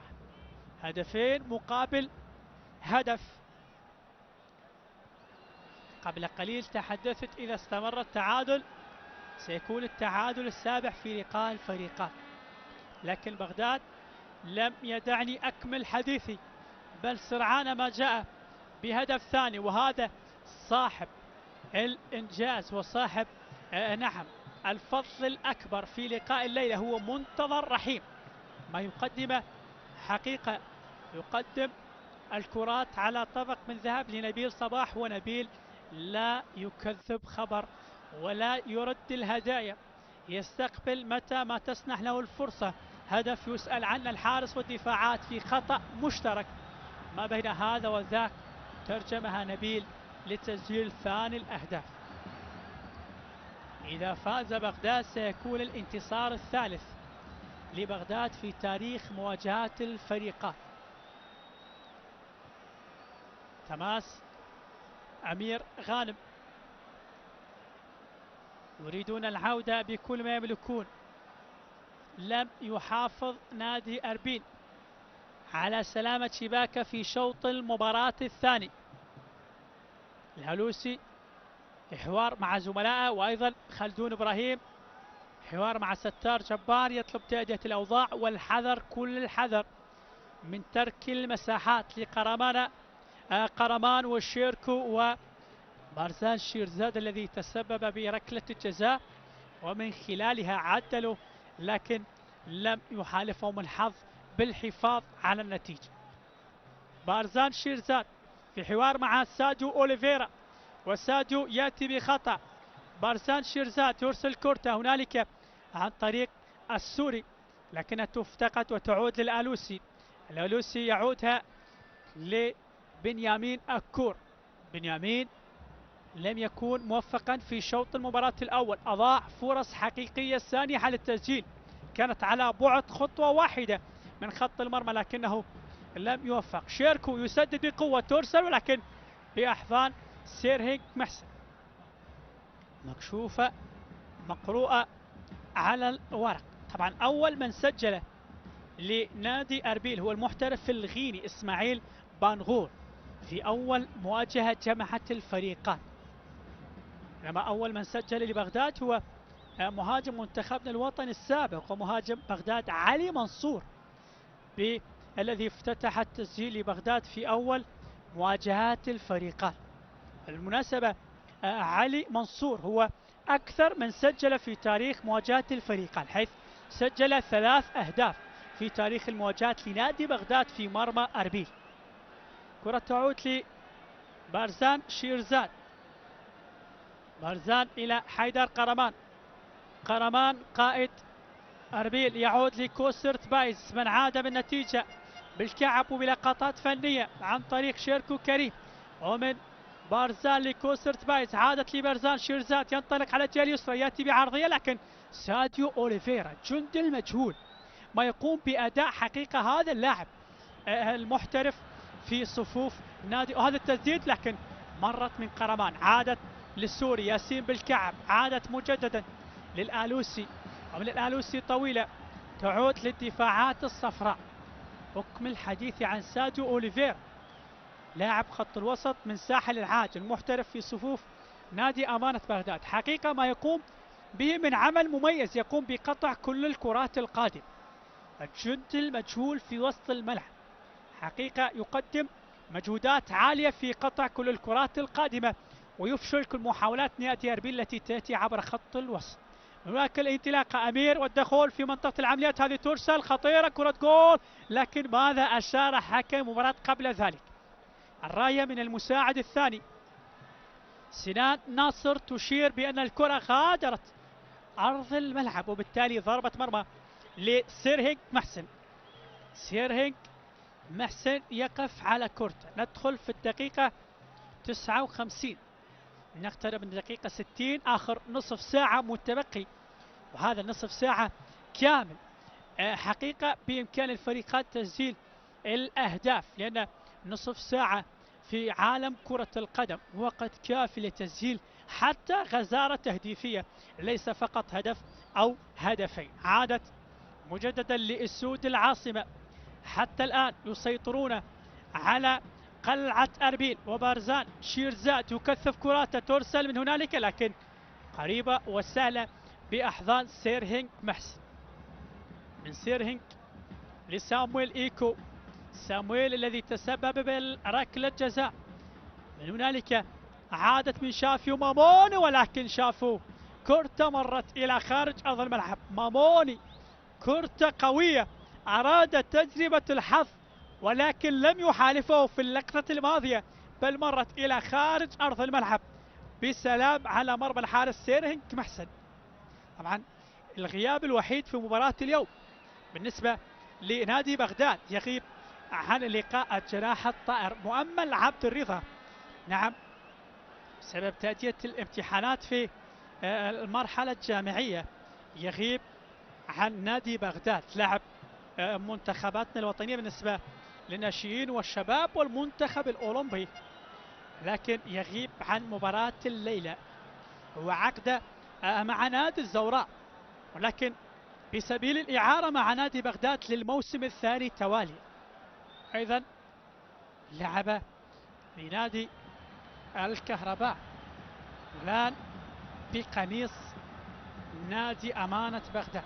أتمنى له التوفيق في مسيرته الدراسية ومسيرته أيضا الكروي. تعود لنبيل صباح، نبيل لجبار كريم الذي لم يظهر بالمستوى المحتاج. جبار في الموسم الماضي هداف الفريق، اليوم والمباراة الثانية تواليا لم يسجل، بل نبيل صباح هو من تكفل بمهمة التسجيل. منتظر صاحب الاسيست للمرة الثانية، عادت من ساديو أوليفيرا، وصلت لكوفي، ولكن كوفي يصل كرة لبارزان شيرزاد بذكاء، يسيطر عليها، يرسل الأمام شيركو، من هنالك شيركو كريم يحضر لحيدر قرمان، عنده مساحة للتسديد، يسدد كرة جول، لكن مرت بجوار القائم الأيسر على يسار الحارس سيرهينج محسن إلى خارج أرض الملعب، إلى خارج أرض الملعب. وحوار بارزان شيرزاد بإعصاب مشدودة مع يوسف سعيد حكم المباراة، يبدو انخلع حذاءه وبالتالي يطالب بخطأ، لكن على أثر الاحتجاجات المستمرة ينال البطاقة الصفراء. والقائد حيدر قرمان يريد من بارزان شيرزاد تهدئة الأوضاع والعودة لاستكمال المباراة في أهداء بهدوء وبأعصاب باردة حتى لا تسيطر عليه وتخرجه خارج إطار المباراة. بالتالي قرمان بذكاء بهدوء يهدي الأوضاع ما بين يوسف سعيد وما بين بارزان شيرزاد. ضربة مرمى سيرهينج محسن. طبعا أتحدث عن الجولة الأولى حيث شاهدنا 8 حالات انتصار، 7 بنتيجة ومباراة الديوانية، والنجف كانت بعقوبة الديوانية واعتبار النجف منتصر ب3 أهداف. بينما شهدت الجولة الأولى تعادلين. هذه كرة ترسل خطيرة لأربيل عن طريق شيركو كريم على الجهة اليسرى، 1 ضد 1 أمام ميلاد فلاح. شيركو بالكعب، حركة لعب جميلة، ولكن المطالبة بخطأ عن طريق بارزان شيرزاد، لكن أمام أنظار الحكم يوسف سعيد بمسافات قريبة. التزحلق كان حاضر ولم تكن هنالك أي عرقلة، وكان قرار سليم بعدم احتساب أي شيء. كرة إلى رمية جانبية تلعب بذكاء سريعة، من هنالك انطلاق بنيامين أكور، لكن تأخر بنيامين. ولاحظ حساب نبيل صباح. نبيل صباح لعب كرة بذكاء، استغل عدم تمركز المدافعين لنادي أربيل، لعب كرة لبنيامين أكور، لكن بنيامين كان متأخرا. سرعان ما جاءت تغطية هيردي سيامن وقطع الكرة، لكن هنا في هذه الصورة السوري يتحصل على خطأ.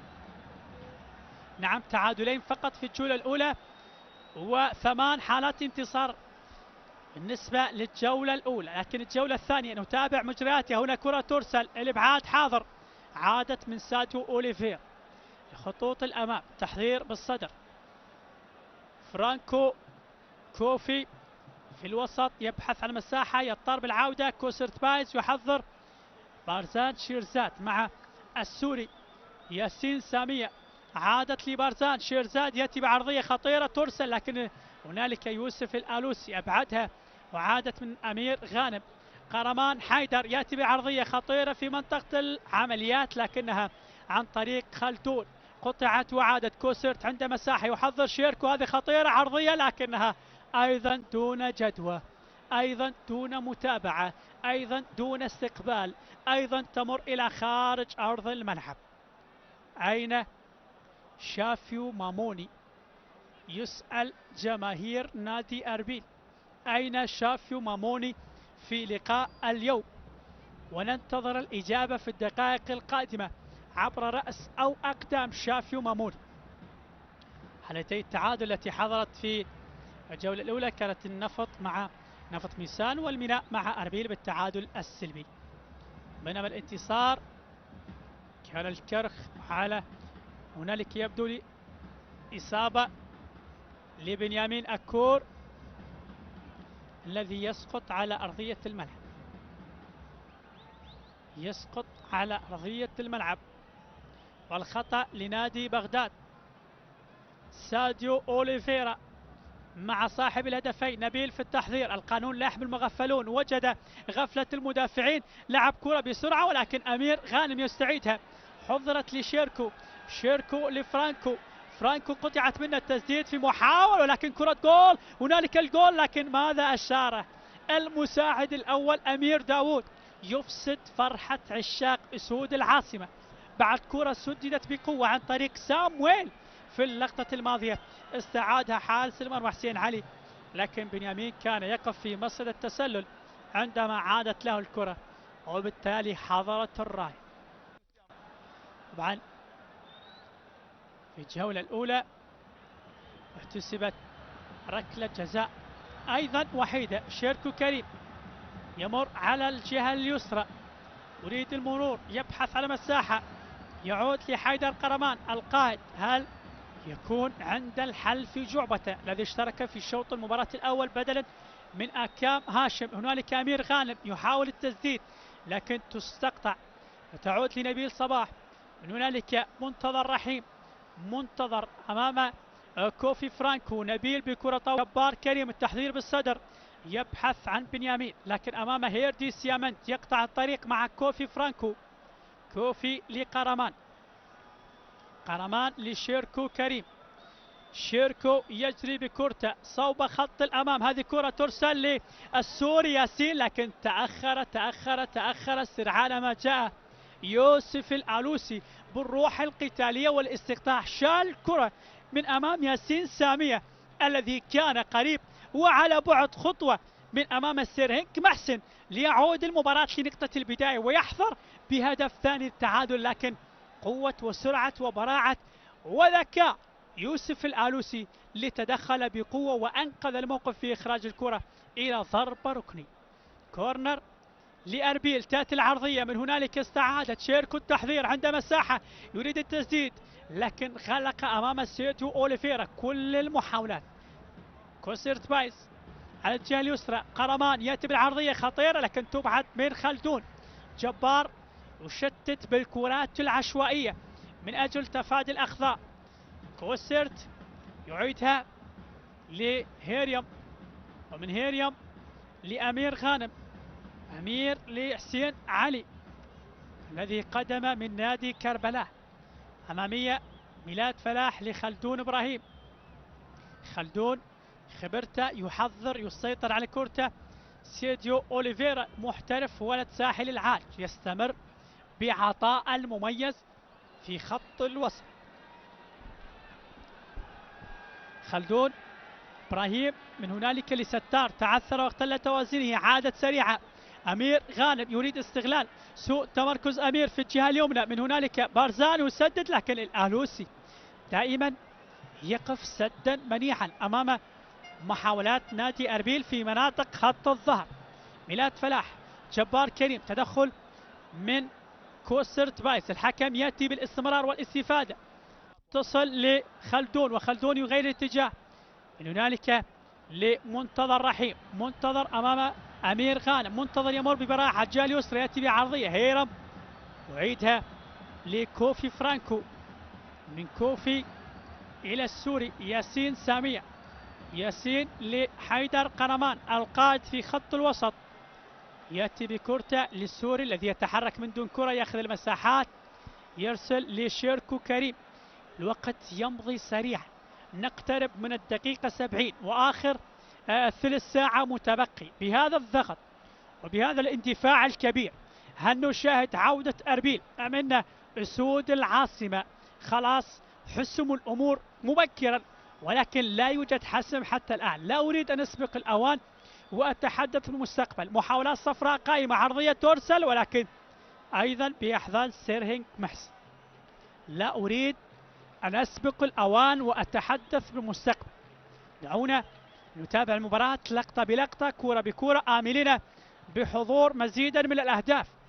دائما المشاهد يرغب بحضور الأهداف لأن متعة وإثارة كرة القدم بحضور الأهداف، بينما العاشق للفريق السمائي لا يتمنى حضورها بالنسبة لأربيل، وعلى العكس لعشاق أربيل. كرة طويلة، هيردي سيامان أمام بنيامين أكور، يبعد الكرة، عادت في الوسط، جبار كرة خاطئة، وصلت لقرمان، حيدر من هنالك عن طريق شيركو كريم، شيركو استدار ومر بنجاح، وصلها لكن يوسف الآلوسي يبعد كل الكرات القادمة بالمباشر عند حارس المرمى حسين علي. هيردي سيامنت طبعا في الجولة الأولى ركلة جزاء شاهدنا وحيدة، والآن حتى الآن في الجولة الثانية أيضا ركلة جزاء وحيدة. كرة من بارزان شيرزاد بمحاولات متكررة لكن دون جدوى تمر إلى خارج أرض الملعب. الجولة الأولى ركلة الجزاء الوحيدة التي احتسبت كانت لنادي زاخو على نوروز، سجلها لوكاس سانتوس، بينما بطاقات حمراء شاهدنا في الجولة الأولى 3 على لاعب نوروز ديار ياخي أمام الزاخو، وعلى لاعب الزوراء المحترف الهواري أمام الصناعة، وعلى لاعب الصناعة ماجد جواد أمام الزوراء. 3 بطاقات حمراء حضرت في الجولة الأولى، لكن في الجولة الثانية حتى الآن لم تحضر البطاقات الحمراء، ونتمنى أن لا نشاهدها حتى استكمال المباراة. هنالك الكرات تنقل لكن سامويل إيكو يقطع الكرة، ونشاهد أكثر من لاعب يجري عملية الإحماء، يستعد للدخول بالنسبة لنادي بغداد. شاهدنا ستار ياسين بالقميص 25 يجري عملية الإحماء ويستعد للدخول. بالنسبة لخيارات المدرب جمال علي صاحب 65 سنة، خبرة كبيرة وقراءة ناجحة، استعاد لتقدمه مرة أخرى وتقدم مجددا. وأيضا مرتضى جمال بالقميص 15 يستعيد للدخول رفقة ستار ياسين. تصل لكوفي فرانكو، فرانكو يبحث عن مساحة حتى يسدد لكن لاحظ الكثافة العددية والتراجع الملحوظ. هنا الدخول، كرة جول. لا لا لا لا لا لا لا لا لا لا لا لا لا لا لا شيركو كريم لم يكن كريما في إكرام عشاق نادي أربيل بتسجيل هدف التعادل، لكن شيركو كورته سلكت طريقا خاطئا لم يكن الطريق الصحيح الذي يبحث عنه نادي أربيل. تغيير، يشترك ستار ياسين ويترك المباراة منتظر رحيم. وأيضا من هو التغيير الآخر حتى يشترك مرتضى جمال؟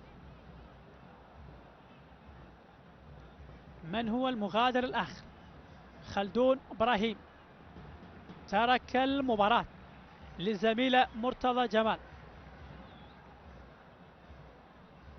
تغييرين، تغيير المزدوج بالنسبة لنادي بغداد، بينما أربيل تغيير وحيد وهو حيدر قرمان منذ الشوط الأول. من هنالك الانطلاقة، بارزان شيرزاد بفضله جاءت ركلة الجزاء ويبحث جاهدا عن يكون صاحب هدف ثاني بتسجيل أو صناعة لا يهم، المهم أن يكون لصالح أربيل. من هنالك النقل في وسط الملعب، دائما نبيل صباح في إرسال الكرات لخط الأمام، تعود عن طريق ستار، ومن ستار أمامية هنالك على الجهة اليسرى، لكنها فيها خطأ وبطاقة، فيها خطأ وبطاقة. أيضا تغيير آخر، تغيير آخر لنادي أربيل، يشترك سيفين منصور بالقميص 10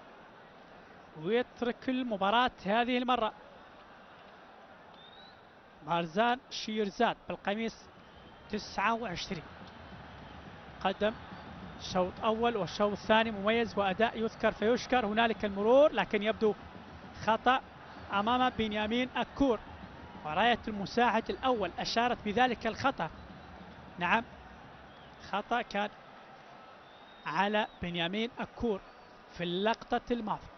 75 دقيقة يا من تتابع شاشة قناة شباب سبورت HG1 في كل مكان. حتى الآن التقدم لبغداد بهدفين مقابل هدف. هذه كرة ترسل عرضية لكن الإبعاد حاضر، وعادت لستار ياسين البديل الذي اشترك قبل قليل. ستار يعود لستار جبار، وما بين ستار وستار يشغلون الجهة اليسرى، وما بين ستار وستار وجمال علي يقول استر يا ستار في مباراة الليلة واخرجها بانتصار وثلاث نقاط بالنسبة لبغداد. من هنالك شيركو لحيدر قرمان على الجهة اليمنى، يريد الارسال، عرضية تلعب ولكن العمود والقائم، وبالتالي يرفض كرة حيدر قرمان المفاجئة في اللقطة الماضية لسير هينك محسن التي سقطت في العارضة الأفقية، وبالتالي حرمت نادي أربيل من هدف ثاني. عادت لشيركو، بدأ الحصار الأصفر لأنهم يعلمون تماما بالدقائق تمر وتمضي سريعا، وآخر ربع ساعة لابد من الزحف الهجومي والتقدم لخطوط الأمام. كوفي فرانكو يتقدم، يحضر كرته عن طريق سيفين منصور، هذه وصلت للسوري ياسين أمام مدافعين، مر بنجاح ولكن في التالي حاصروه تماما، وهذه كرة فيها ذكاء ممتاز. السوري يتقدم لكن أيضا سامويل إيكو يقطع الطريق من أمام ياسين سامية. هذا أمامنا البديل سيفين منصور بالقميص 10 الذي اشترك بدلا من بارزان شيرزاد. مدربان بتغييرين، ولاحظ عشاق أربيل الكادر الفني وكل المتابعين يأملون بعودة قلعة أربيل.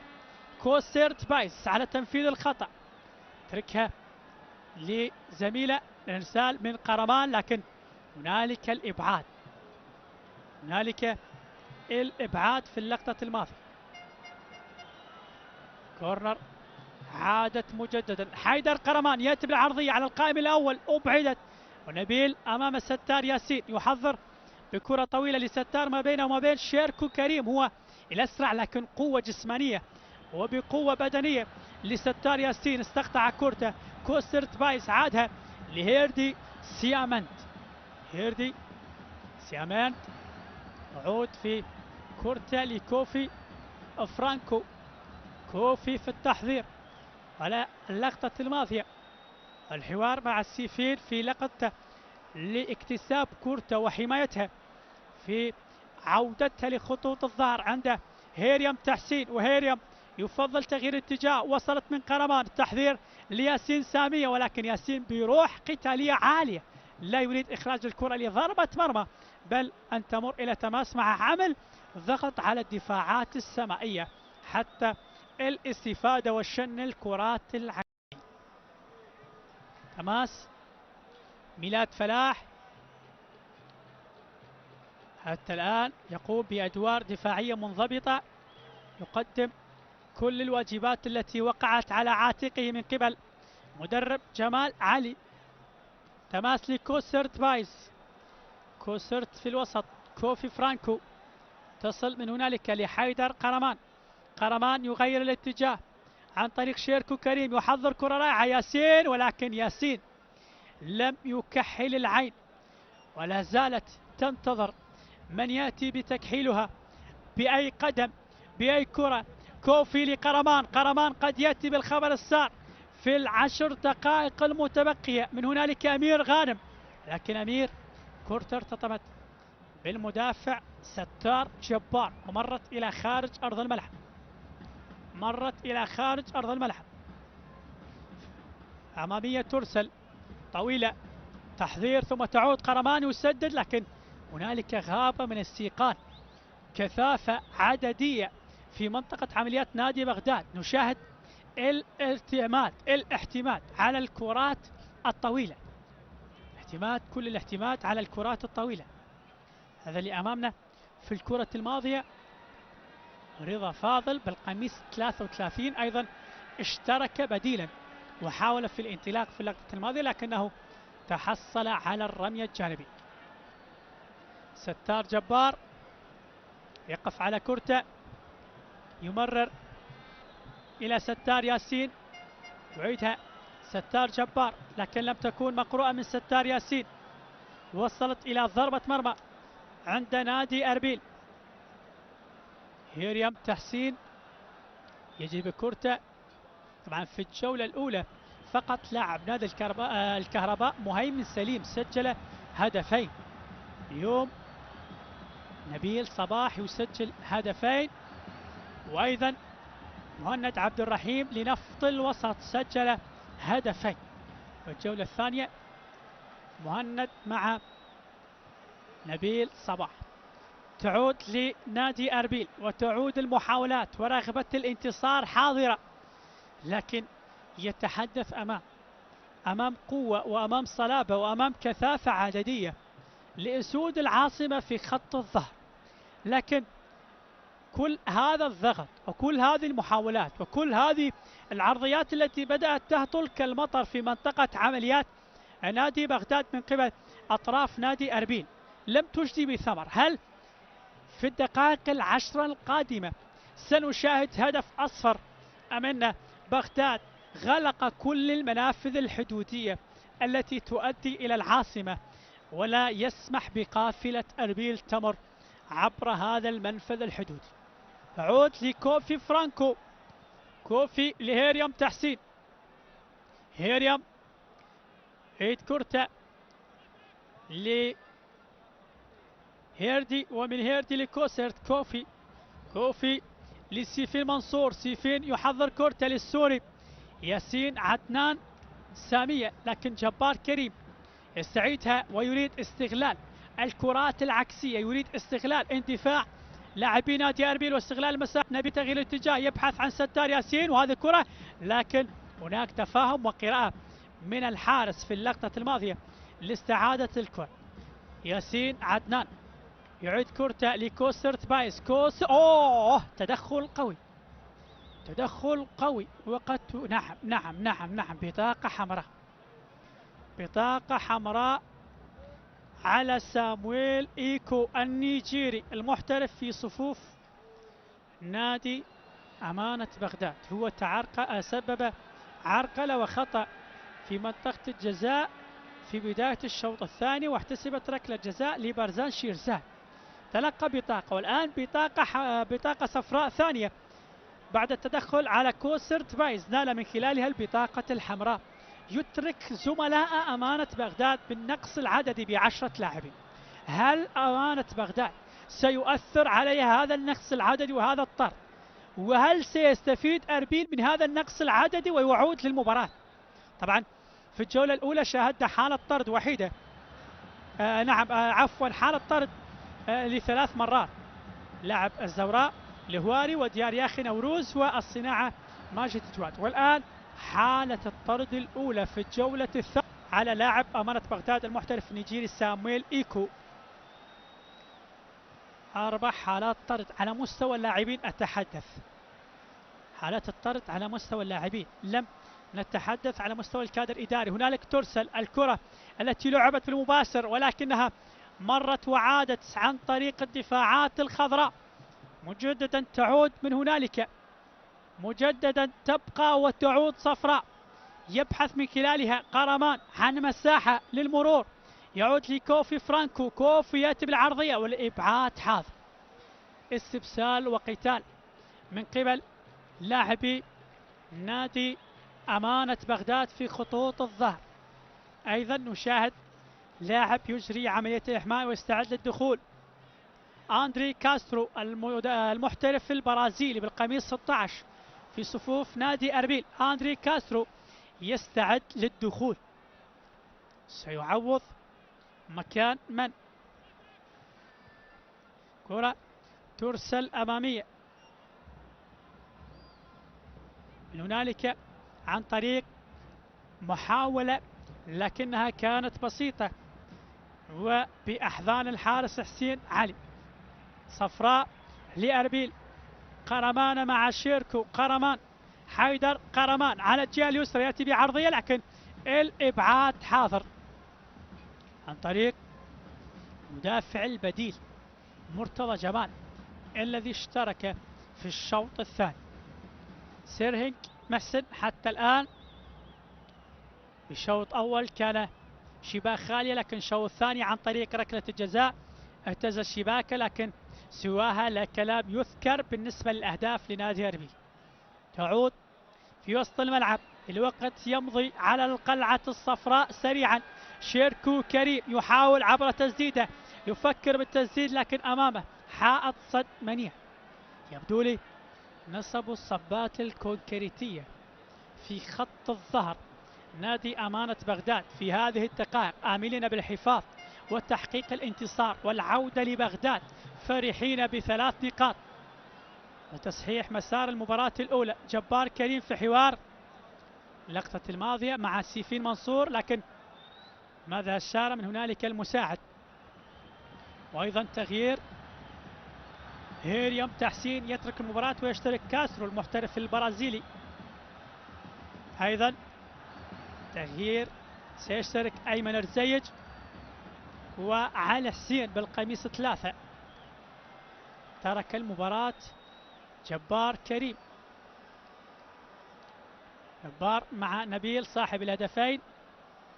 اشتراك لأيمن الرزيج الذي لعب للرمادي ثم انتقل لبغداد، بينما علي حسين لعب لنفط ميسان والنجف. هنا بطاقة صفراء تحظر على ميلاد فلاح. الاعتبار عملية قتل للوقت اعتبرها حكم المباراة الدولي يوسف سعيد. كرة ترسل كوسرت بايز دائما خلف كل الكرات التي ترسل الأمام. من هنالك المحاولة، شافيو ماموني، فرانكو يرسل كرة طويلة في أعماق الدفاعات السمائية، تعود لحيدر قرمان، يعيدها مع شيركو كريم. من هنالك محاولة التسديد لكنها ضاعت وسط زحام دفاعات نادي أمانة بغداد. يعملون بضغط متواصل على من يحمل الكرة وعدم ترك المساحات. آخر أقل من 4 دقائق متبقية على نهاية الوقت الأصلي والحقيقي. هل هناك عودة لقلعة أربيل وتكرار النتيجة الأكثر تكرارا في تاريخ المواجهات، وهي التعادل الإيجابي بهدفين لهدفين. هنالك الكرة عن طريق كوسرت بايس، لكن ميلاد فلاح يأتي بضغط ويتحصل على ضربة مرمى يتلقى من خلالها التصفيق من زملائه والدعم، وهنالك الروح ما بين الزملاء مع كل كرة تستقطع وتمر بأمان وسلام. طبعا آخر من سجل في مرمى نادي أمانة بغداد في الموسم الماضي هو كوسرت بايس، واليوم هو من يفتتح التسجيل لأربيل أيضا كوسرت بايس، ومن نهاها وهو من افتتحها.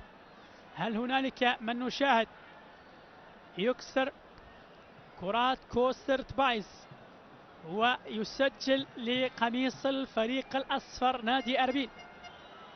لما آخر من سجل لبغداد هو حسين علي الذي اشترك بديلا قبل قليل. تعود صفراء مع محاولات مكثفة، بينما بغداد أصبح يلعب بسلاح الكرات المرتدة. من هنالك العودة من ستار ياسين في وسط الملعب، عودة لمرتضى جمال، ثم الستار ياسين على الجهة اليسرى أمام كوفي فرانكو. يأتي ستار بكرة عرضية لكنها مرت إلى خارج أرض الملعب، ضربة ركنية لنادي أمانة بغداد. أمانة بغداد يتحصل على ضربة ركنية في وقت حرج بالنسبة لنادي أربيل، يستفيد من خلالها بغداد بتهدئة الأوضاع وامتصاص ضغط المباراة وأيضا قتل بعض الدقائق. هذه عرضية ترسل لكن كوسرت بايس يعيدها لشيركو كريم. شيركو في الانطلاق ثم تغيير الاتجاه.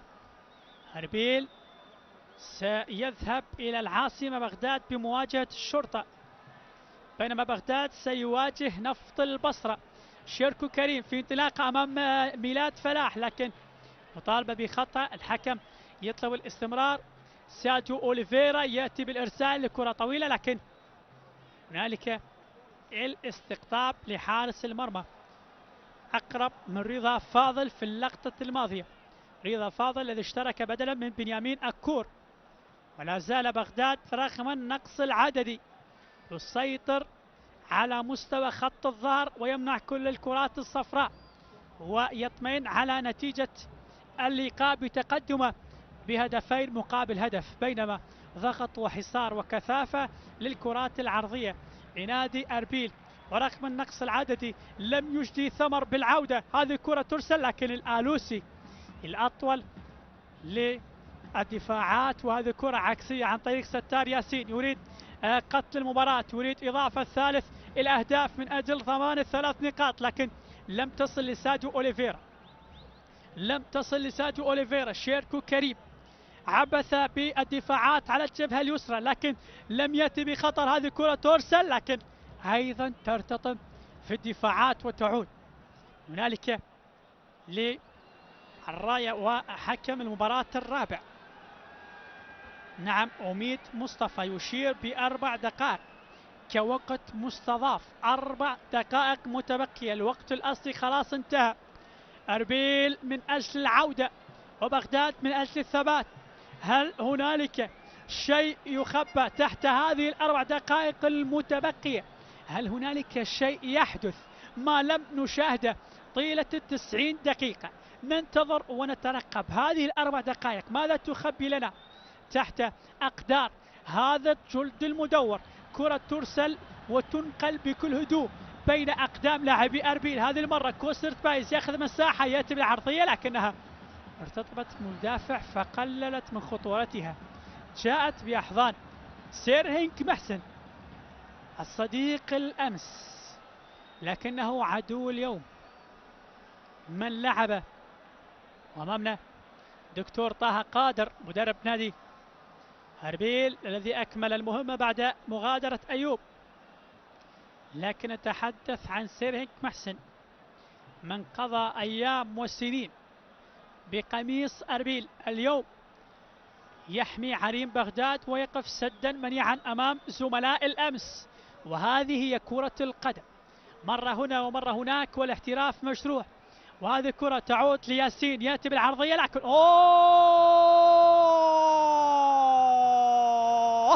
رمشة عين لسيرهينك، طن الكرة في القائم الأيمن. رمشة عين من سيرهينك، وقف محتارا، وقف صافنا، يبدو كان في حلم، لكن لا يا سيرهينك، أنت في يقظة وأنت في حقيقة.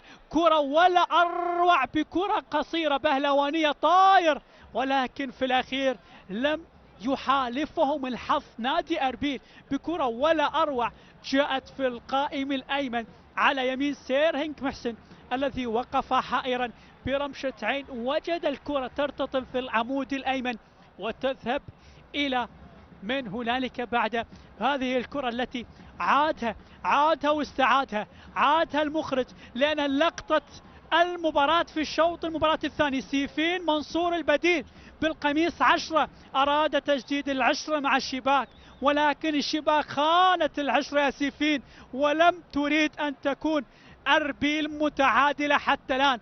فالقائم الأيمن في ملعب أربيل في فرانس وحريري لا ينصف زملائه، لا ينصف أصحاب الدار نادي أربيل في اللقطة الماضية. سيفين منصور كاد أن يكون خير دليل لكلمة البديل الناجح، بكرة ولا أروع، وهي أجمل اللقطات في شوط المباراة الثاني وفي الوقت بدل من ضائع. لكن الحظ حالف أمانة بغداد، وبطاقة صفراء على سيرهينك. بطاقات حقيقة بالجملة متناثرة في مباراة اليوم. سيرهينك نظرا على اعتبار حاكم المباراة أشار بهذه اللقطة نعم عملية قتل الوقت من سيرهينك، فأشار ببطاقة صفراء. بطاقة صفراء.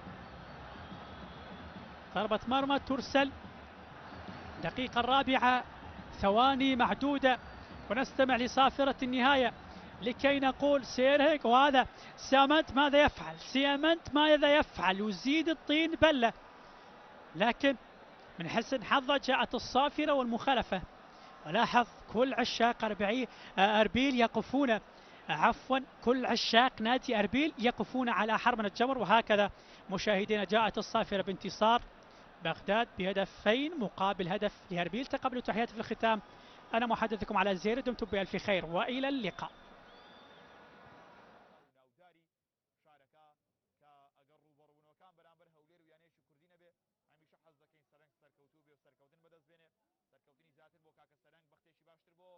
هەولێری پایتەختی کوردستان سپاس بۆی وەتاو کوێستا